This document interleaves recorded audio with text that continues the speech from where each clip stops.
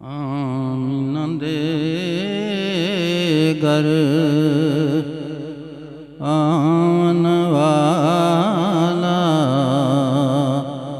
ਸਭ ਤੋਂ ਸੋਹਣਾ ਏ। ਪਾਰ ਫਰਸ਼ ਤੋਂ ਲਾਉਣ ਵਾਲਾ ਸਭ ਤੋਂ ਸੋਹਣਾ ਏ।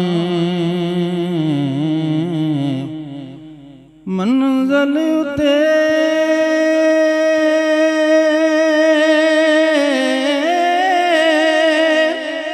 ਬੁੱਢੜੀ ਮਾਈ ਪਹੁੰਚ ਕੇ ਬੋਲੀ ਸੀ, ਮੇਰਾ ਭਾਰ ਉਠਾਉਣ ਵਾਲਾ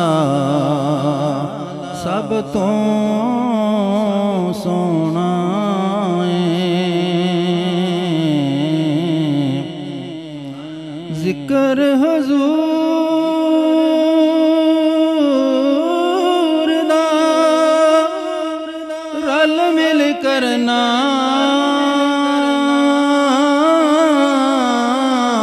ਐਨ ਇਬਾਦਤ ਹੈ। ਗੀਤ ਹਜ਼ੂਰ ਦੇ ਗਾਉਣ ਵਾਲਾ ਸਭ ਤੋਂ ਸੋਹਣਾ ਏ। ਪਾਕ ਨਬੀ ਦੇ ਨਾਮ ਦੇ ਉਤੋਂ ਵਿੱਚ ਮਦੀਨੇ ਦੇ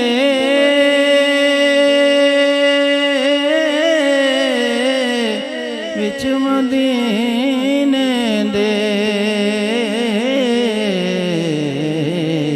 ਸਾਰਾ ਮਾਲ ਲੁਟਾਉਣ ਵਾਲਾ ਸਭ ਤੋਂ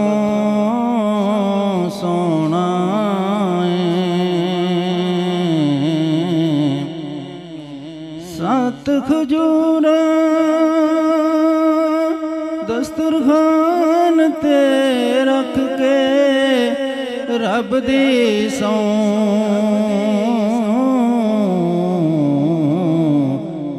ਸਾਰੀ ਫੌਜ ਰਜਾਵਣ ਵਾਲਾ ਸਭ ਤੋਂ ਸੋਹਣਾ ਏ। ਉਂਝ ਤੇ ਸਾਰੇ ਸੋਹਣੇ ਨੇ ਪਰ ਨਾਸਰ ਦੁਨੀਆ ਤੇ